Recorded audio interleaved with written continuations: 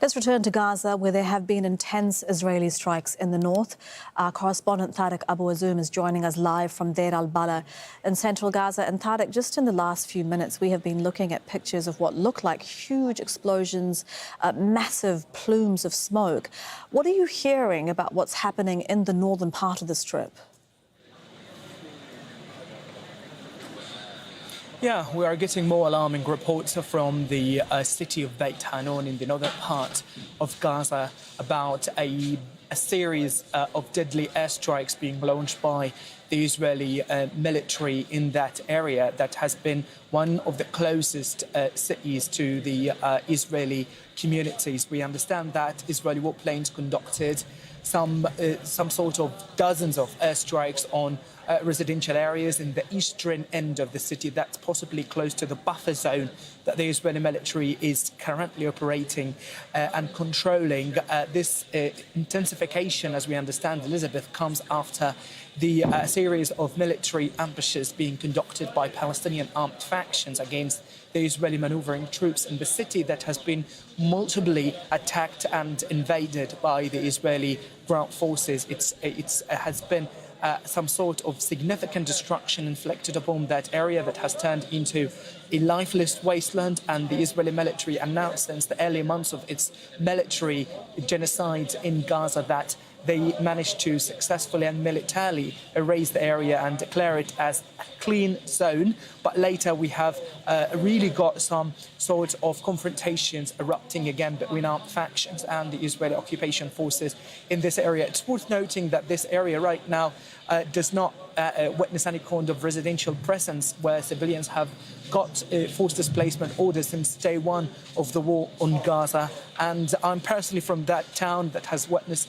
some significant military escalation, and it's worth noting that the entire city has been heavily bombed by Israeli artillery, by warplanes and by also ground forces who have effectively operated in the area, destroying what's left of residential homes. But the situation is escalating elsewhere in the Strip as the momentum of the Israeli military aerial and ground operations is getting much more higher as the time passes. Yeah, Tariq, I remember there were forced displacement orders by the Israeli military yesterday for the north of Gaza, and even before these explosions that we've been looking at pictures of in the last 20 minutes or so, today has been a particularly deadly day in Gaza. Yeah, it has been a very rocky day for civilians in the northern part of Gaza. This area has been an active epicenter for the latest round of aerial and ground attacks. In the past hour, we have seen a very devastating Israeli attack on 2 residential homes in Jabalia, al-Balad town, killing at least 15 Palestinians. But till now, it has been 2 hours since the strike took place, and civilians, along with the civil defense members, are trying to look for survivors. As initial expectations suggest that 20 Palestinians remain missing under the debris of these destroyed buildings. But elsewhere in the Strip, there has been a really pivotal concentration around the Jabalia refugee camp in the city of Beit Lahia. These areas have been repeatedly targeted by the Israeli military. Different displacement orders were given for families to flee to the western end of Gaza City. But what has been so controversial is the surge of airstrikes on areas that people were told to go to in order to get safe and away from the Israeli bombardment. One of the latest, Elizabeth, was on Ashati refugee camp, where a group of civilians has been struck in a very densely populated area. 7 Palestinians were killed and more than 20 others reported injured, varying and sustaining different kinds of injuries in the heads and the legs, and they were transported to the Al Ahli Arab Hospital to receive emergency treatment. But in the south, we can see the skyline of the city of Khan Yunis is presumably covered with different kinds of thick black smoke coming from destroyed buildings, and reflects the scale of ground operations taking place in the city. We have visited it yesterday, and the situation there on the ground was extremely developing.